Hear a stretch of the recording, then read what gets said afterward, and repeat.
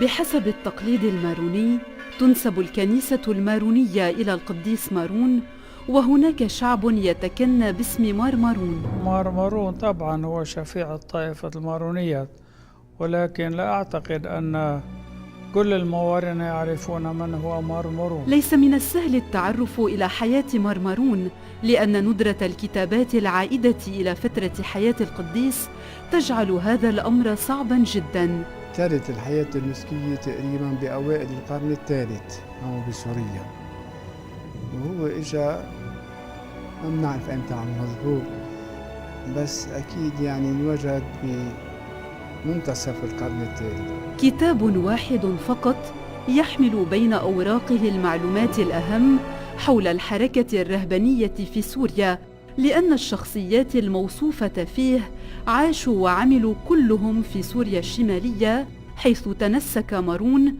أو على أقصى حد في أماكن متاخمة لها. الكتاب له أهمية كبيرة بالنسبة لتاريخ الحياة الرهبانية في منطقة أنطاكيا كلها. هذا الكتاب هو تاريخ أصفياء الله بحسب الترجمة العربية، كتبه تيودوريتوس أسقف كوروش. هذا إنسان كان معاصر تقريبا لأيام سمعان العامودي، بحكي عن 37 ناسك وناسكة عاشوا أو هو كان معاشرهم أو كتب عنهم قريب من حياته من وقته، يعني كانوا موجودين. تيودوريتوس لم يعرف مارون، وهو دون في كتابه المعلومات التي أخذها مباشرة من تلاميذ القديس الذين عاشوا معه لفترة طويلة وتمرسوا في حياة النسك على يديه. وفي الفصل 16 من هذا الكتاب يكلمنا تيودوريتوس عن مارمارون دون إسهاب، ويخبرنا ما هو أساسي في سيرته حسب ما وصل إليه. يعني شهادة تيودوريتوس اللي اجت بكتاب أصفياء الله هي فيك تقول شهادة عيانية، ما عرفه شخصيا بس عرف تلاميذه. تيودوريتوس الوحيد الذي كتب عن مارمارون يغفل ذكر اسم المكان الذي تنسك فيه أو دفن فيه مارون، ويكتفي فقط بوصفهما. وهنا تبدأ رحلتنا التاريخية لإيجاد هذه المناطق. أين عاش مارمارون؟ أين تنسك؟ أين مات؟ وأين دفن؟ ماذا تعني هذه المناطق الضائعة بالنسبة إلى الكنيسة المارونية وبالنسبة إلى التراث الإنساني الروحي؟ أسئلة سنجيب عنها في رحلتنا التاريخية الروحية عبر ما كتبه أسقف كوروش في كتابه تاريخ أصفياء الله.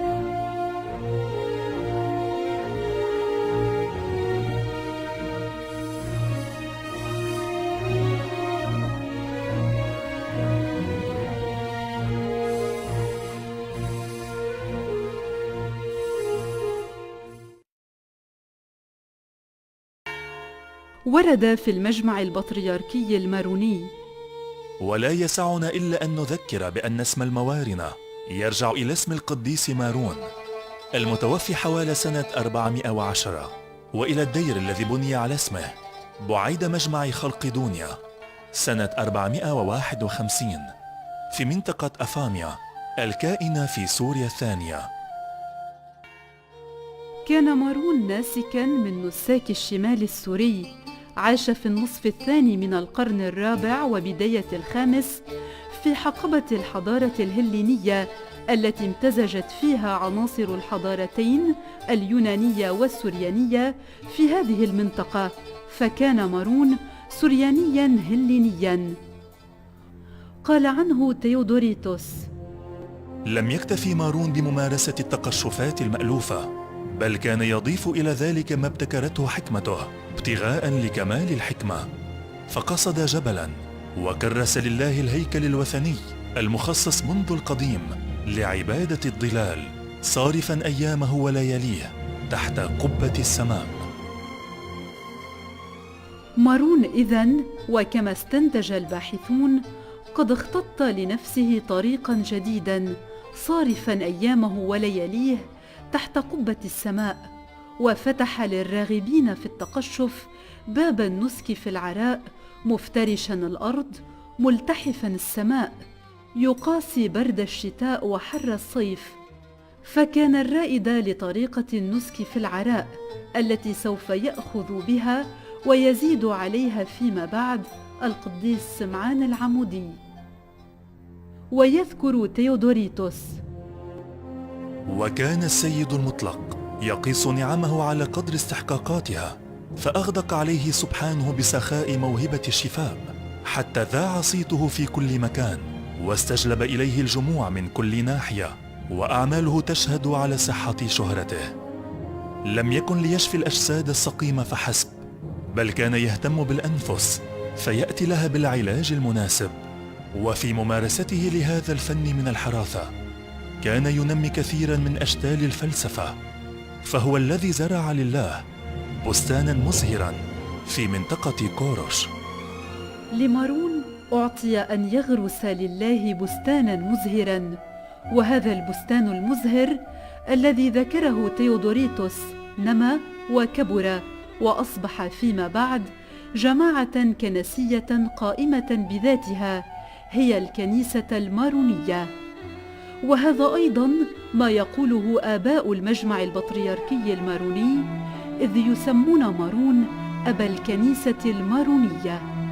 هذا ما تركه مارون، وهو أمر فريد من نوعه في الكنيسة الجامعة، إذ لا توجد كنيسة أخرى تسمى باسم شخص تنتمي إليه كما هي الحال في الكنيسة المارونية.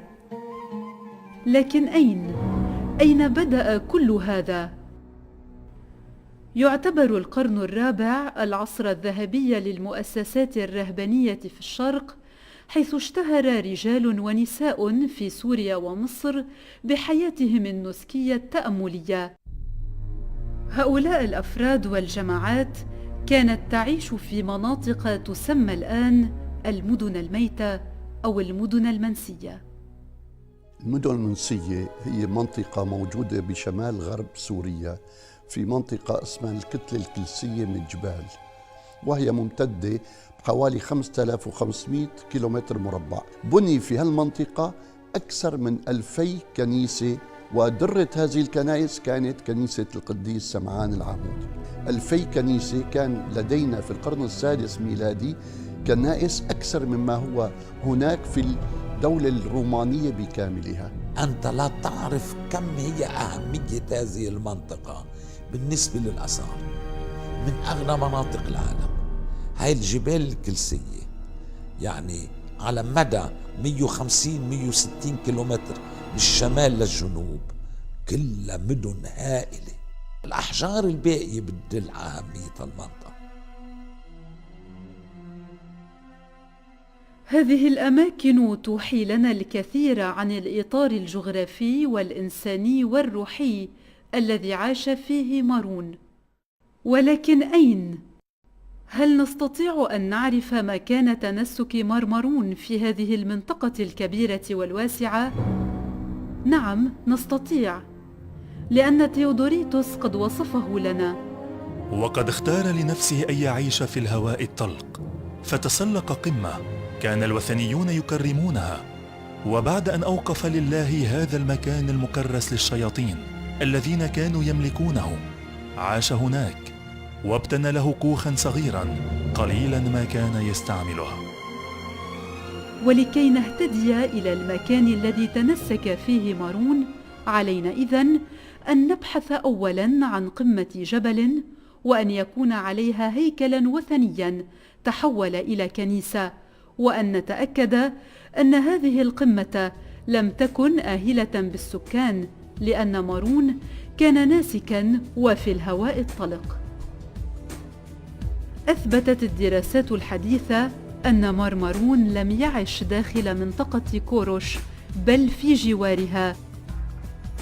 واستبعدت النظريات التي تقول بأن مارون عاش في أفاميا التي تبعد 160 كيلومترا عن حدود كورش، أو إنه عاش في جوار العاصي في منطقة الهرمل في لبنان، وأيضا لبعدها عن كورش. إذن علينا أن نبحث في جوار منطقة كورش عن قمة جبل عليها هيكل. والحال أن في المنطقة المحيطة بأبرشية كورش، كما يشير علماء الآثار، 7 هياكل مشيدة على قمم جبال: كفرنابو، براد، كوريفا أو جبل بركات، برج بقرحة، جبل سرير، برج مهدوم، وقلعة كالوتا.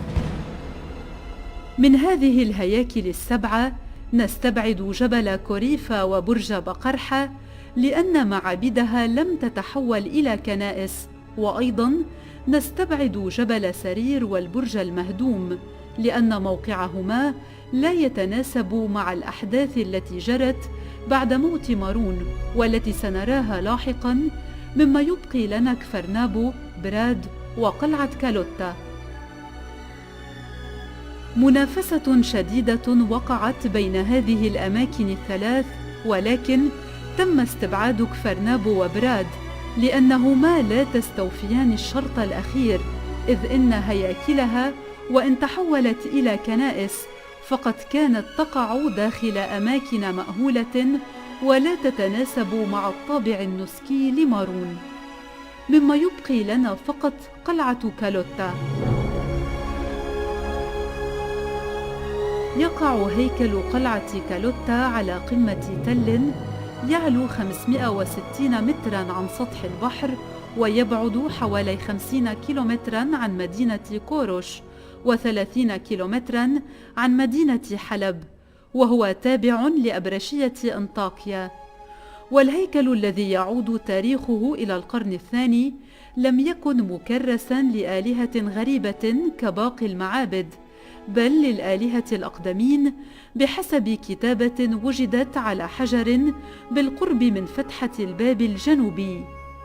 وكان الهيكل البناء الوحيد الذي قام على قلعة كالوتا، وفي القرن الخامس أقيمت مكانه كنيسة، وفي الفترة المسيحية اللاحقة بقيت الكنيسة المبنى الوحيد على تلة قلعة كالوتا.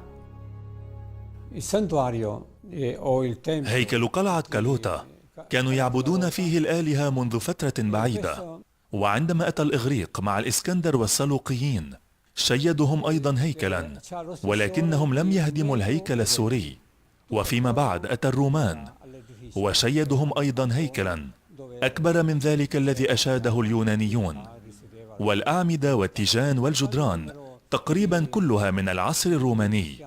أراد مرمرون أن يعيش هناك في كالوتا لأنه كان ناسكا متوحدا، وبما أن ذلك المكان هو معبد يرتاده الناس فكان يستطيع أن يعظهم هناك أثناء الأعياد بدون أن يزعجه أحد. في قلعة كالوتا عاش وتنسك ومات مرمرون، ولكنه لم يدفن هناك. ويذكر تيودوريتوس: وهكذا وبعد أن تعاطى الحراث الإلهية وشفى الأنفس والأجساد انتابه مرض سريع، ذلك لكي نفهم ضعف الطبيعة وقوة إرادته، ومن ثم فارق الحياة.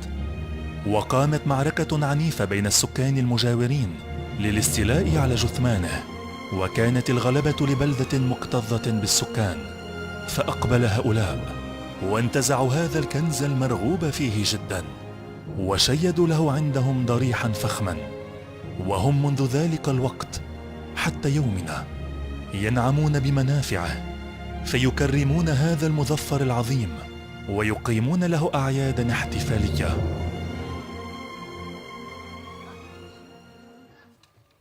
ثلاثة من الباحثين المعاصرين أتوا على ذكر مدفن مرمرون، وهم الأب بطرس دو، والأب باسكال كاستلانا، والأب إنياسو بانيا. ويتفق الثلاثة على أن هذه البلدة هي براد. لماذا براد؟ براد هي بلدة متاخمة لقلعة كالوتا، وهي بلدة كثيرة السكان. وفيها كنيسة كبرى، كنيسة جوليانوس، ولهذه الكنيسة الكبرى كنيسة صغرى ملاصقة بها. تبعد براد عن قلعة كالوتا حوالي 3 كيلومترات، ولم توجد قرى في القديم بين البلدتين. ولدت براد من قرية صغيرة مبنية حول هيكل وثني قديم، إلى أن أصبحت في العصر البيزنطي إحدى المدن الكبرى في الكتلة الجبلية شمال سوريا. وتمازجت الأبنية منذ القرن الرابع، وتوسعت البلدة نحو الغرب، وصارت كتلة متراصة تبلغ مساحتها 2 مربع. وكل علماء الآثار ابتداء من باتلر وفيما بعد الأب ماترن اليسوعي يقولون بأنها كانت عاصمة تلك المنطقة من براد وحتى الحدود الحالية ما بين سوريا وتركيا، فكانت إذن مكتظة بالسكان. وأيضا بما أنه كان فيها نائب حاكم، فمن البديهي أن يكون فيها حامية من الجنود. وعندما توفي مارون تهافت الجميع ليتخاطفوا جثمانه لأنه كان يصنع المعجزات.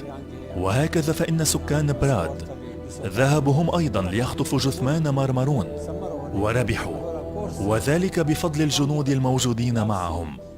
وبما أن الفلاحين كانوا يخافون الجنود سمحوا لهم بأخذ الجثمان. ولكن إلى أين؟ إلى أين أخذ سكان براد جثمان الناسك مارون؟ إن أهم ما تحويه براد هو المعبد الوثني المبني في القرن الثاني، والذي تحول إلى كنيسة معروفة بكنيسة جوليانوس نسبة إلى المعماري السوري جوليانوس الذي حولها بين سنتي 399 و402 بحسب الكتابات الموجودة. إلى هذه الكنيسة نقلت رفات مارون الناسك القديس. كنيسة كبيرة وضخمة ومن أضخم الكنائس بعد كنيسة سمعان وكراتين ومواقع أخرى، لكن أضيف إلى جناح إلى الاتجاه الشمالي الشرقي منها جناح ليضم رفات إنسان كبير هام حوالي 410 وهو مارون. وجود هذه الكنيسة إلى جانب الكنيسة الكبرى كنيسة جوليانوس هو فريد من نوعه ولا مثيل له في المنطقة كلها. والسؤال المطروح: لماذا كانت هذه الكنيسة الصغرى؟ يقول عالم الآثار باتلر: إن المعبد الصغير يثير الاهتمام للغاية، ويبدو أنه أضيف بعد أن اكتملت الكنيسة الكبيرة في الجيل الخامس، وبكل تأكيد لم يكن للمعمودية، ولكن يجوز أنه كان معبداً تذكارياً وربما معبداً مدفناً. هذا الافتراض الأخير الذي يعرضه باتلر يتطابق تماماً مع قول الباحثين الثلاثة الذين ذكرناهم سابقاً، إن هذه الكنيسة الصغرى وجدت لتكون معبداً تذكارياً أو معبداً مدفناً. كان مارون القديس الأول الذي كرم رسمياً، بحيث أنه أصبح أول قديس دفن على هذا الشكل، وقد صنعوا له حنية أو معبداً صغيراً. القديسون النساك الذين قاموا بعجائب أمثال مارون دعيوا شهداء زمن السلم، وكانوا القديسين الأوائل الذين كرموا تكريماً فائقاً ووضعت جثامينهم وسط ذخائر الشهداء. وضعت عظام أو رفات الناسك مارون في صندوق حجري يشبه صناديق الشهداء، ووضع في الكنيسة الصغيرة التي زيدت على كنيسة جوليانوس والتي تشبه الغرف الخاصة بالشهداء. كرم مارون على شكل فريد في سوريا الشمالية وبعبادة علنية منذ بداية الجيل الخامس، واستمر هذا التكريم حتى يومنا هذا. فالكنيسة المارونية تعيد للقديس مارون في 9 من شباط من كل عام، والكنيسة الأرثوذكسية في 14 من الشهر ذاته.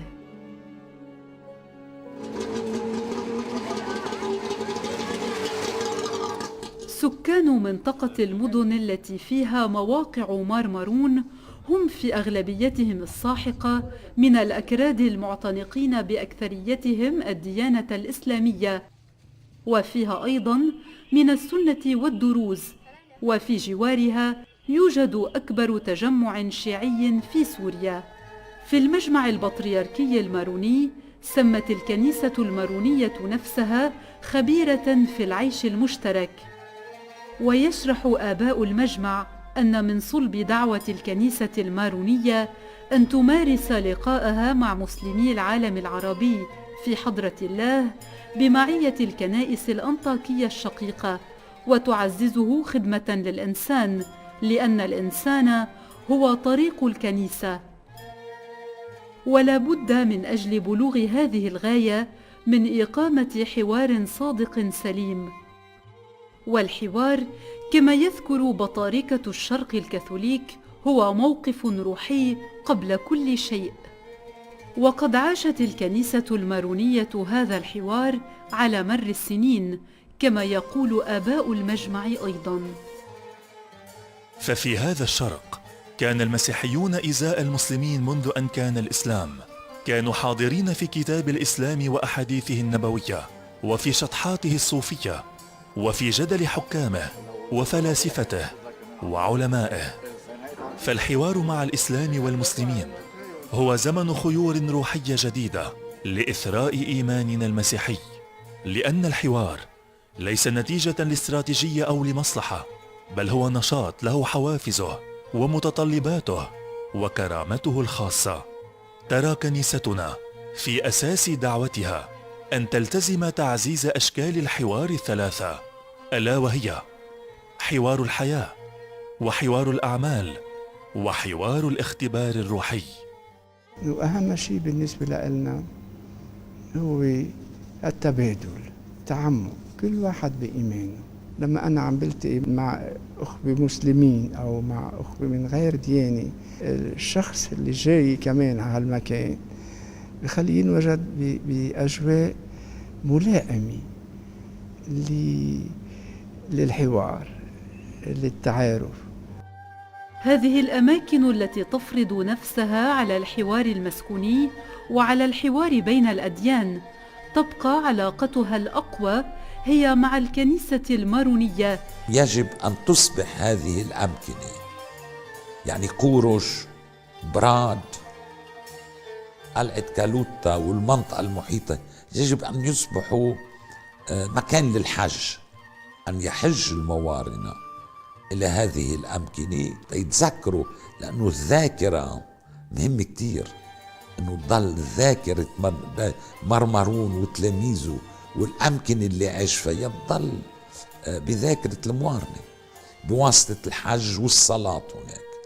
لمناسبة مرور 1600 سنة على وفاة مارمرون، أعلنت الكنيسة المارونية سنة 2010 سنة يوبيلية تبدأ في 9 من شباط عيد القديس مارون، وتنتهي في 2 من آذار عام 2011 عيد القديس يوحنا مارون البطريرك الأول للكنيسة المارونية، تحت شعار مارمرون، شهادة إيمان ومسيرة شعب.